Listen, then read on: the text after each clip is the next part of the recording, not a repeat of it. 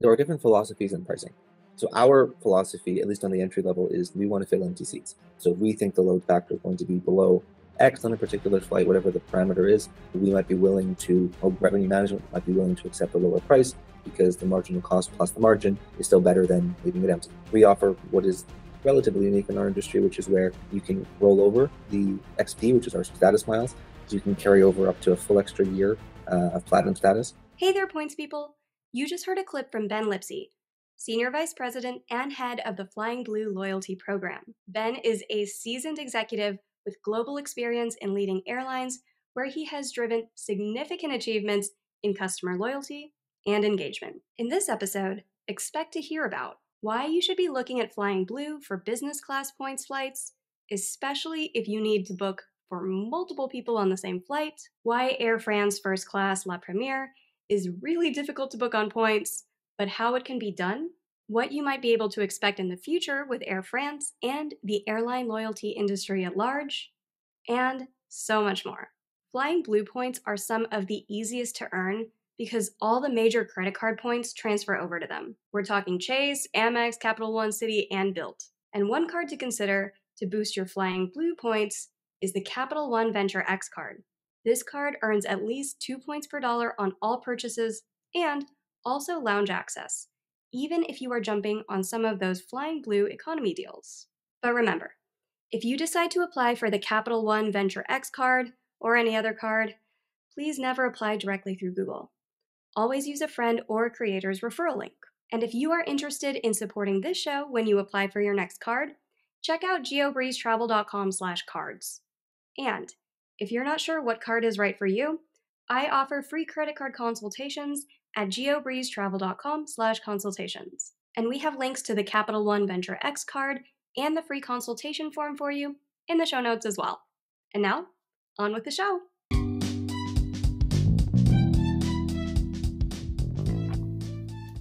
Welcome to the GeoBreeze Travel Podcast, a show for anyone wanting to level up their travel hacking lifestyle. I'm your host, Julia Menez. I'm a travel hacker, coach, speaker, Filipino-American ENTJ who loves solid travel gear and using shortcuts on spreadsheets. On this show, I'm on a mission to bring you travel hackers from all walks of life to help you level up your travel hacking game. We dive into credit cards, miles, points, strategy, mindset, and the secrets behind how to travel the world for next to no cost. So, let's get hacking.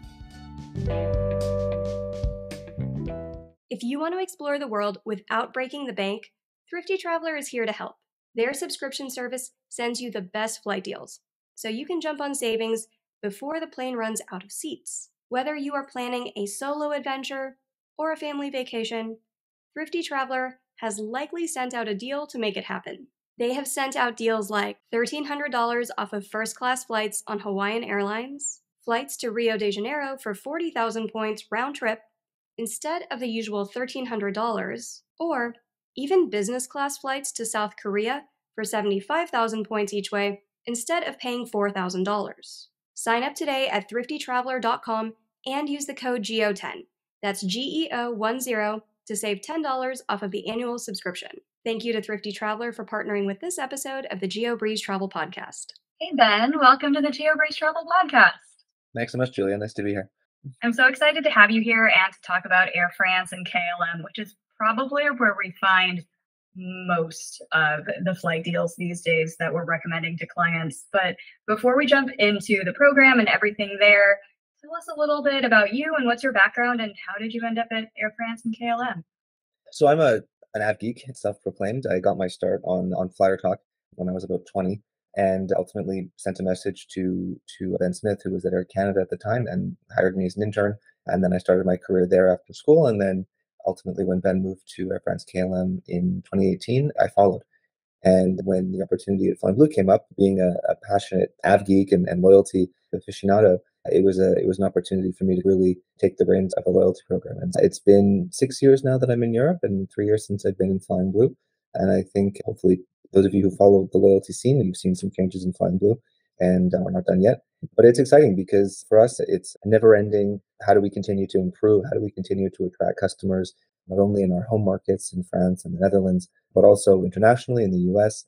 Of course, fun fact, the US has now surpassed the Netherlands as our number 2 market. So we France is our biggest market. The US is number two in terms of members and active members. And for an international program, it's quite impressive.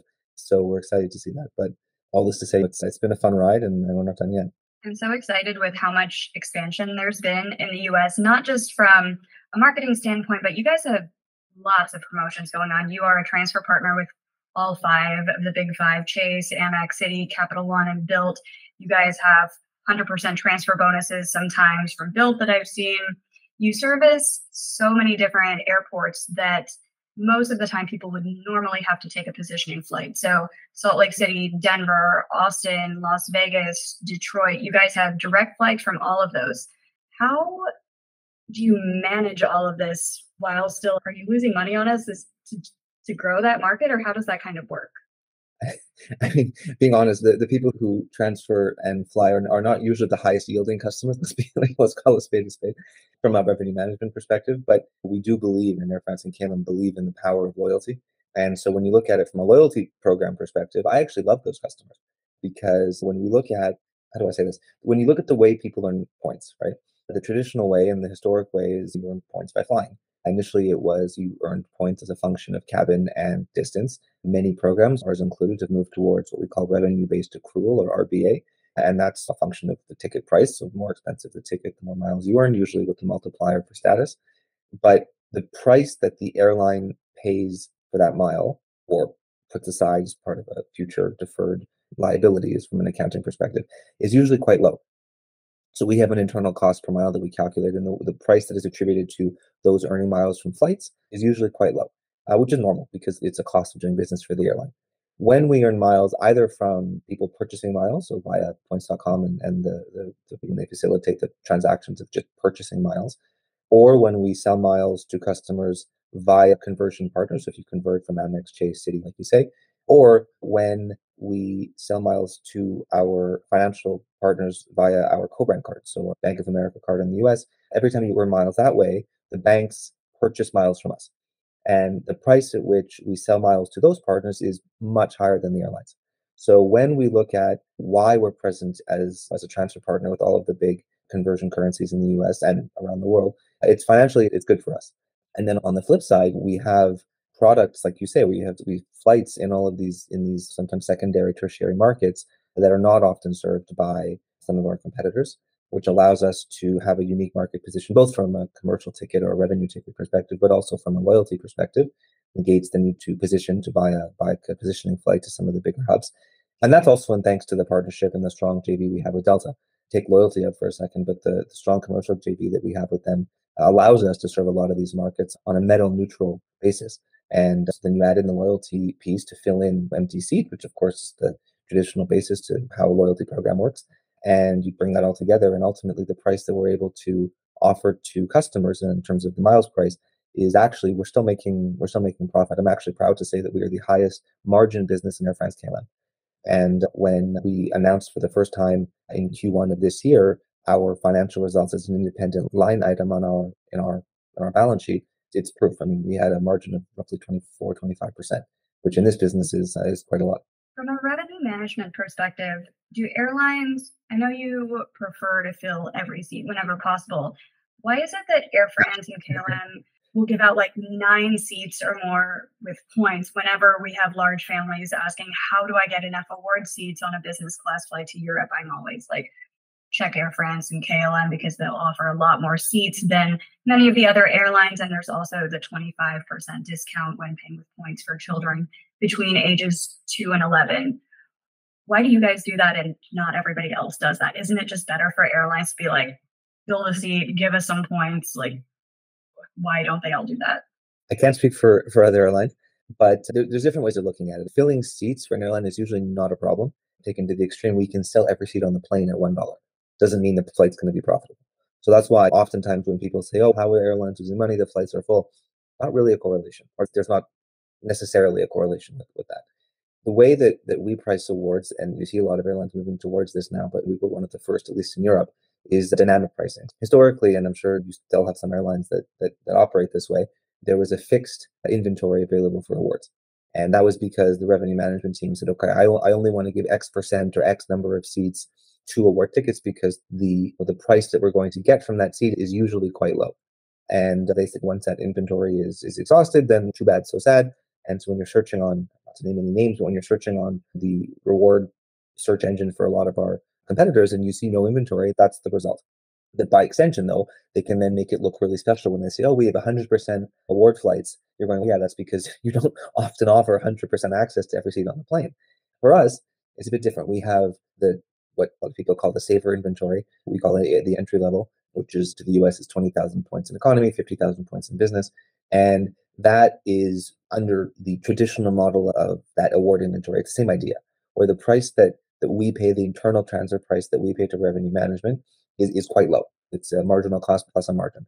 So they're very restrictive generally with access. And that's why if you're looking on our flights, sometimes you'll see seats with or flights with access to those seats, and other flights will be very expensive. And it's just because the way that we look at this, the way the revenue management team will steer the flights is based on expected load factors. We have access to so much data going back years and years in terms of the historical profitability of flights. All airlines work this way. And that's how you can predict the demand for upcoming flights. And when they predict that a particular flight on a particular day of week was going to have a load factor of, I don't know, 70%, they might be more willing to give access to the award saver level seats than if the flight is expected to go out at 85 or 90%. And so we trust our colleagues in revenue management. We don't have much of a say in terms of access, in terms of inventory in that sense. We work hard as much as we can to set the parameters such that we can still offer something that's attractive because promising something and never having it available really negates the benefit. But at the same time, the airline's goal is to make money and to optimize revenues. Really, that's how the airline works. When the inventory on our side is the saver level inventory is not there, what we have and what is unique, at least in Europe, is the dynamic or the buy-up level. And that's where you have access to, in our case, every seat on the plane, but you pay, it's more expensive. So it's like there's not a direct correlation with the cash price, but there is a transfer price that we use internally based on a number of metrics, such as the load factor, such as the current, what we call the bid price, which is the kind of the next cost that they would be willing to accept for that seat, which is again calculated by a whole host of factors. And we pay them. So revenue management says, okay, we're willing to accept, I don't know, $500 for this seat. They will sell it to us at 500. Revenue management is happy. We then convert that 500 into a price in miles, which we put in front of the customer. And so that's how we are able to offer every seat on the plane available with miles. For the different dates where some people sometimes look at Air France and it's 50,000 points, saver space, which is great. But sometimes you look and you're like, it's 1,000,000 plus points to fly that date on business class, and just don't fly on that date. What is going on there? Is it just revenue management? Is we are not accepting less than many thousands of dollars for this ticket? And once you apply those conversion factors, it's more than 1,000,000 points. Is that Yeah. how that's working? In a nutshell, yeah. To be honest, it's and look, I'm not a huge fan of putting a price of 700 or 800,000 miles in front of a customer just because from an optics perspective, it looks sometimes worse than saying sorry, there's nothing available. But that is the case. That's exactly what's happening. Is based on, like I said, a number of factors, based on the expected load factor, based on the current going cash price and all of that. They might say we don't want to accept any price lower than X, and if X happens to be three, four, five, $6,000, and that's the price that they're selling us, yeah, we'll sell it to you, but it's going to be at a much higher price. And interestingly, depending on the ticket, depending on the flight, sometimes it's actually margin negative for us because actually the number of points that we would normally charge is actually higher than the cap that we set. It's not ideal, but again, we do think of it as offering customers flexibility. There are customers who have many hundreds of thousands or millions of miles generated either from flying or from their credit cards. And hey, if they want to fly on a particular date on a particular flight and they want access on this flight, well, we offer it. So it's a supply and demand question. How is it that different airline partners can sell the exact same seat for such different pricing? So let's say that you guys have deemed something as a Saver Award ticket where it's 50,000 points for one way in business class with you. Why is it that some of your airline partners on SkyTeam might be selling the exact same flight for 10 times as many points? If it's saver space for you guys, do you not just tell everyone else this day is on sale, or how does that work? So it's an interesting question. So every airline loyalty program, and I've been involved in two different airlines, is the philosophy is different. First of all, to address your comment about the same seats, not all airlines have access to the same inventory. So it used to be, that if once a seat was made available, it was available to all of the alliance partners or the other airline partners with whom that you could redeem with whom you could redeem. That's not necessarily the case any longer. You'll notice sometimes for us, the inventory that we have access to in Delta or vice versa is not always identical. And again, that's just the way it is. A lot of airline programs now see the value in trying to get you to redeem via them, specifically for their own flights. So that's why you're seeing more and more airlines shut off access for other partner programs. Not ideal for the customer, but that's the way kind of the industry is moving. There still is some on certain flights that are more open. I mean, we do make things available, but in some of the key flights, it is harder to find access to that partner inventory. To address your next question on the cost, there are different philosophies in pricing. So our philosophy, at least on the entry level, is we want to fill empty seats. So if we think the load factor is going to be below X on a particular flight, whatever the parameter is, we might be willing to, or revenue management might be willing to accept a lower price because the marginal cost plus the margin is still better than leaving it empty. Some other airlines, and again, I'm not gonna name any names, but the philosophy is willingness to pay. So the way that they look at pricing tickets is a replacement cost in terms of cash. So when you can toggle between cash prices and mileage prices, for them it's the same thing. They're willing to accept a particular price in cash, and their revenue management team is willing to also accept a particular price in miles. But they price the tickets on both ways. You have other airlines who might charge a lower price in miles, but make up for it with the fuel surcharge. So there's some airlines, and I think we know who they are, that have much higher fuel surcharges than others. You also have things that are more market dependent. What we notice is Americans tend to really hate paying fuel surcharges, and so they're much more willing to pay a higher price in miles to forego a supplement or a top up or whatever you want to call it in the fee domain. Other airlines are somewhere in the middle. We're somewhere in the middle. Our fuel surcharges are roughly 200, 300, something like that for a long haul ticket. We have none on our short haul flights. So it really depends. But we do notice that it is market dependent. We notice that there are different ways of pricing tickets, different philosophies, and it's just what you've seen develop over the years. I think that's one of many examples where Americans look at European taxes and we're just like, oh my God, why is $1,000 for taxes and fees to fly over to Europe? It's not, Like, and which I totally accept and I understand. The difference is when you look at certain programs that have higher fuel surcharges, there's some that come to mind. People are also There's fewer opportunities in Europe to earn miles, and fewer opportunities in the Middle East sometimes to earn miles, where you look at the carriers that are known for high fuel surcharges. And on the one hand, it's a function of the success of credit cards in the US, more limited in Europe due to regulatory reasons. The interchange fees are capped in Europe, which limits the profitability of banks on cards. And as a result, it limits what they can pay us. And so the way that you can earn points is much more limited. And then you look at some other cases where the revenue management just doesn't want to accept award prices that they know they have to. So they tack on a fuel surcharge. So it's a way of just dealing with the different strict stakeholders that we have in this industry. And again, every market, every airline has its own reality to deal with. But that's why you see the different policies between airlines.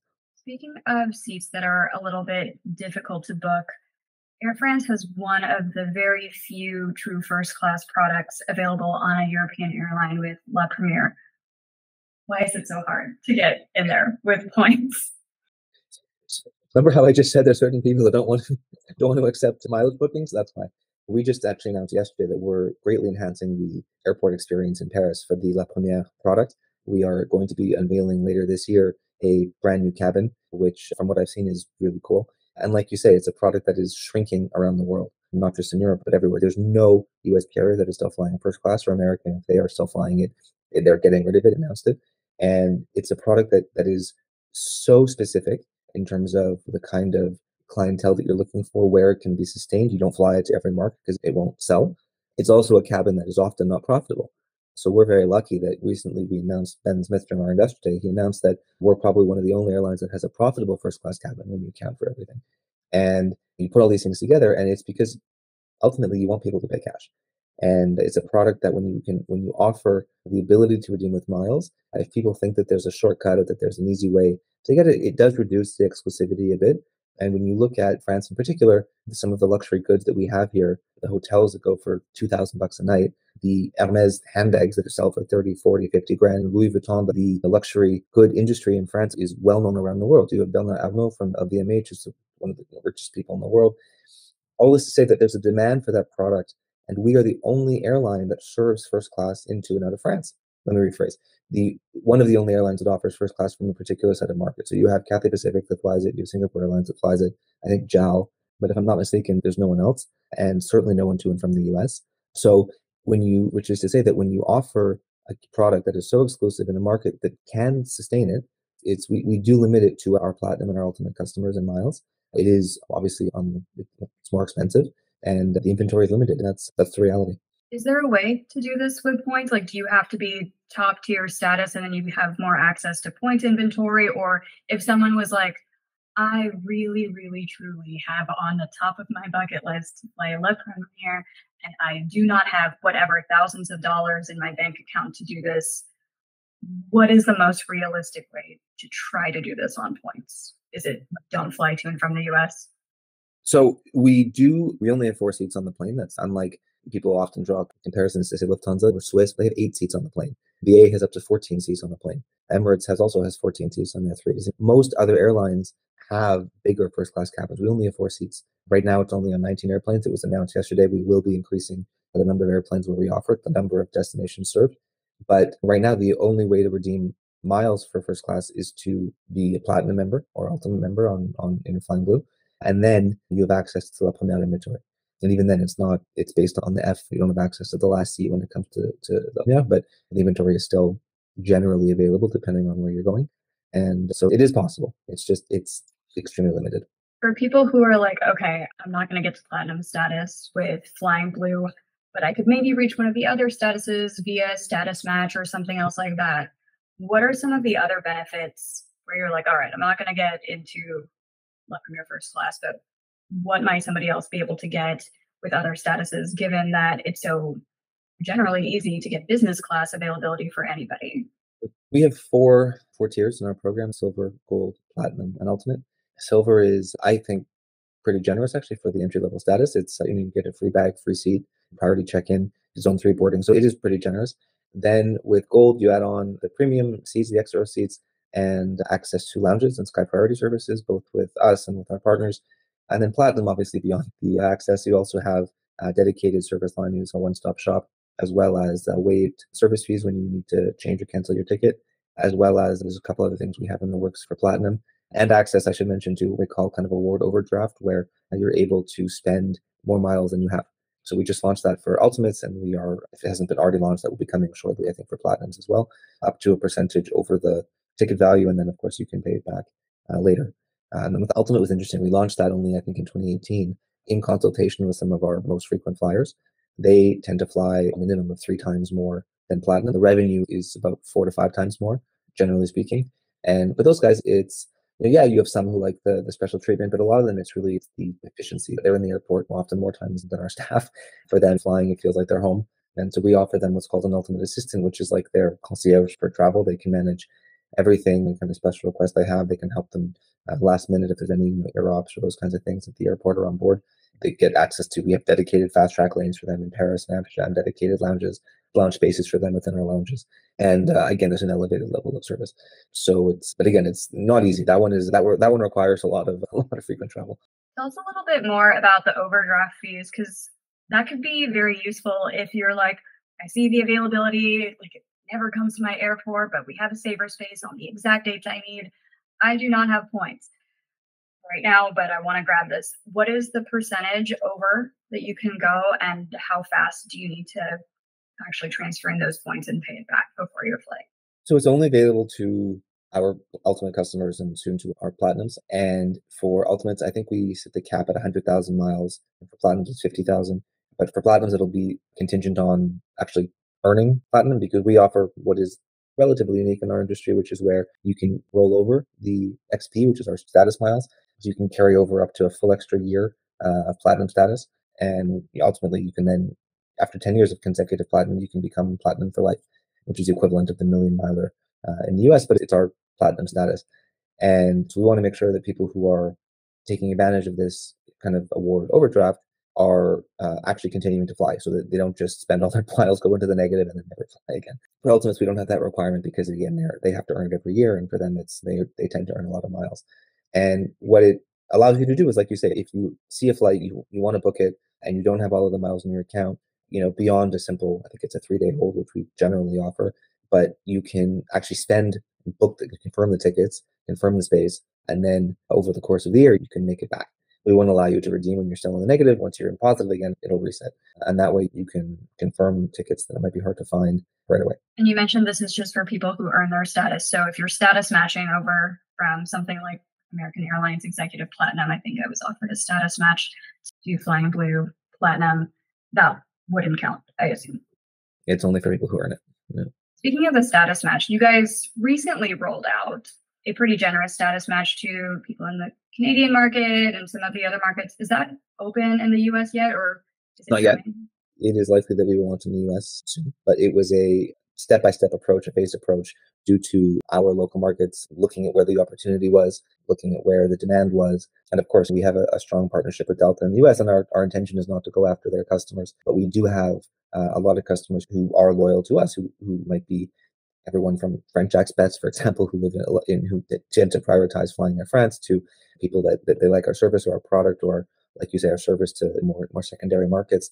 And those customers are ones we feel we are able to offer a good product or service to, and we want them to fly on us, and we want them as part of the JV, which helps all of us. So we are a little bit more careful with how we position that in the US market, and given the transparency, given the access that we offer to our platinum customers to redeem for La Première, if we launch in the US, it will not be up to the platinum level. It will only be up to the gold level, specifically to avoid a lot of people who have access to the conversion, like miles conversion, to flood all of our inventory, which is not the intention. Again, we are careful. We do look at this on a market by market approach, and there are some, like I said, market dynamics and market realities that we have to take into account.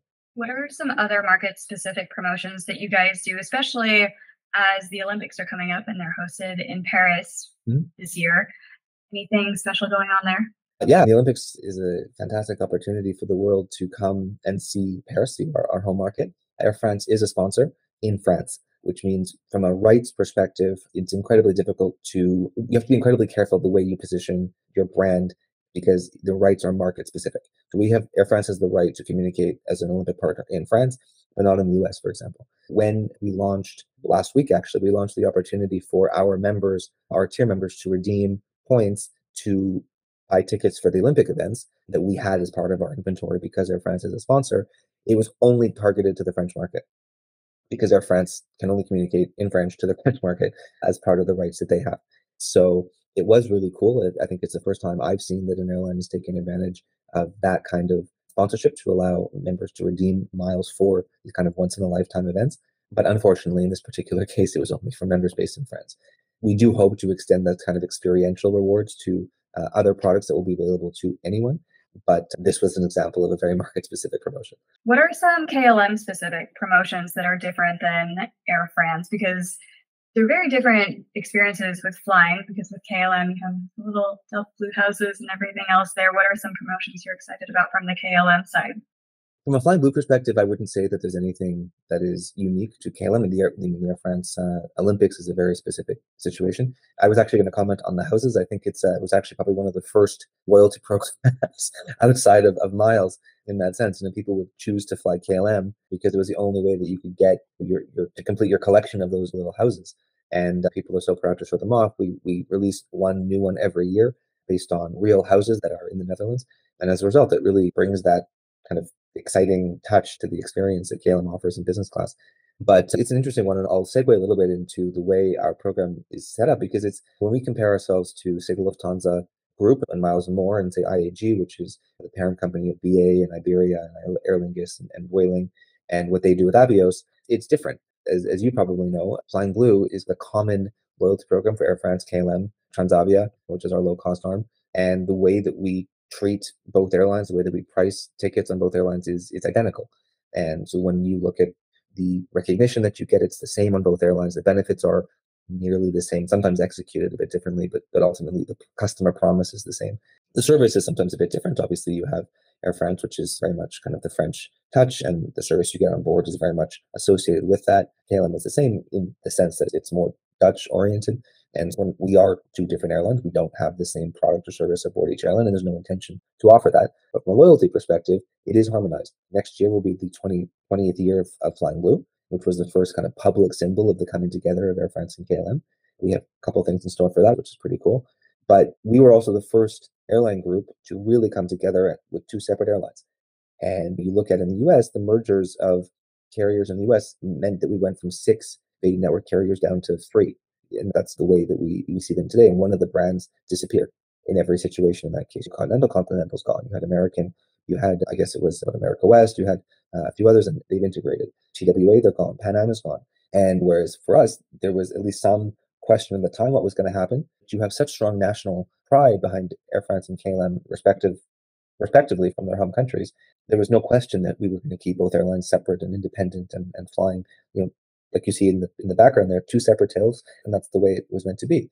The way that we function is very different than the way that Lufthansa functions, and the way that when they acquire another airline, they impose their loyalty program miles and more on them, and it's also branded a bit differently. And it's branded Swiss, or it's branded Austrian, or it's branded Lufthansa or Brussels Airlines, and that's the way that they run their program. And then you have IAG, which is totally different entirely as well, which is British Airways has Executive Club, Iberia has Iberia Plus, you have Aer Lingus Air Club, and all of those customer recognition pieces are run by the airlines, whereas Avios is the central common currency. And that's now been extended to Qatar and to Finnair, which is an interesting move from their part. But again, you can't even earn Iberia plus Avios when you're flying on Aer Lingus, for example. That's not a critique, that's just an observation. And it just goes to show you that the way that those airlines are run are very, very independent. And it worked for them. The operating model is such that that works.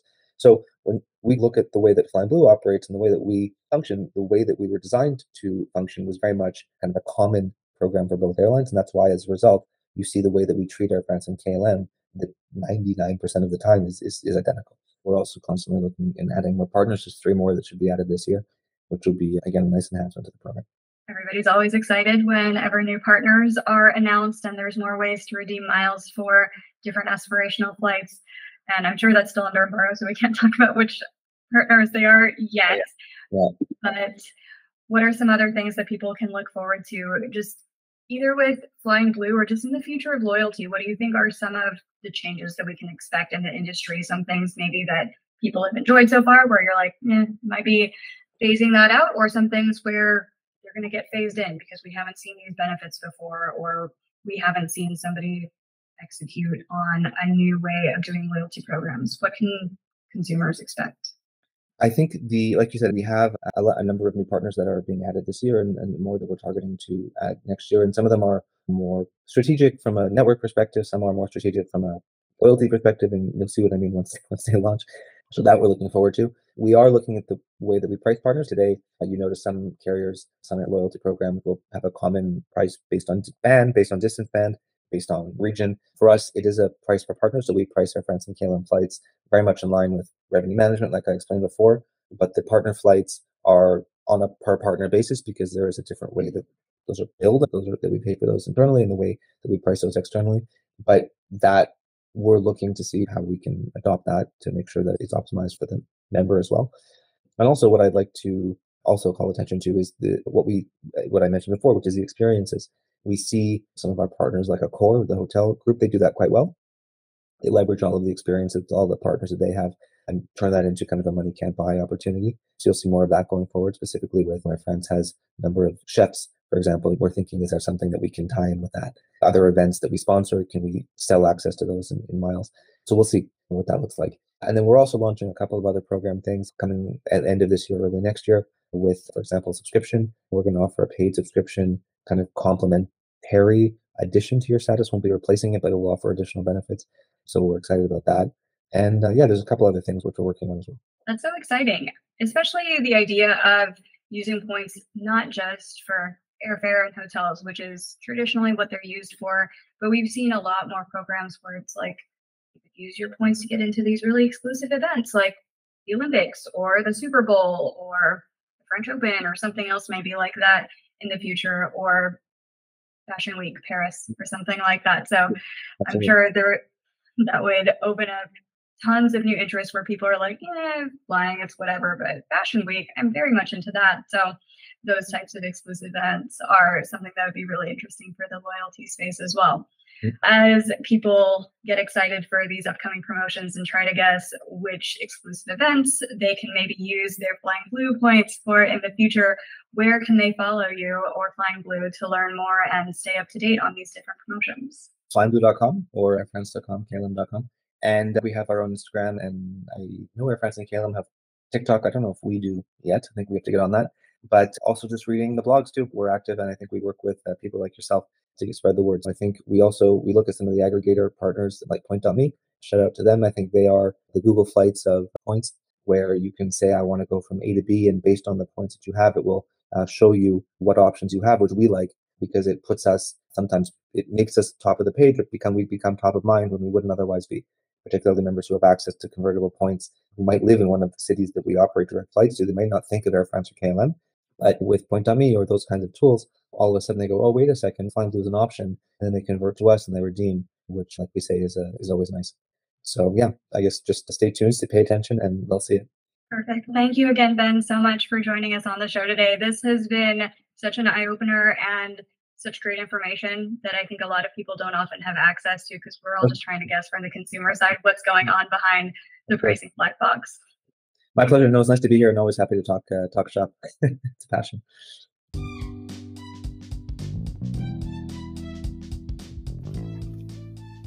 Thank you so much for listening to today's episode of the GeoBreeze Travel Podcast. If any of the cards mentioned in today's episode piqued your interest, please check out the links in the show notes for more information on any of the cards. Also, if you apply for a card using the links on that page, I may receive a commission too, so please and thank you. P.S. I hear the links work better in Internet Explorer or Safari, and sometimes the credit card applications tend to glitch out in Chrome.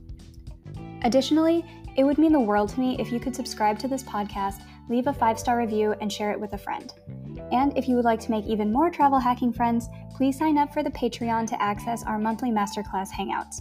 We dive deep into a particular points program each month, and you'll get to ask all of your travel hacking questions and enjoy being around other people who enjoy points and miles just as much as you and I do. If you would like an invite to the next one, head over to geobreezetravel.com/hangouts to sign up to be on the invite list. Take care and happy travels!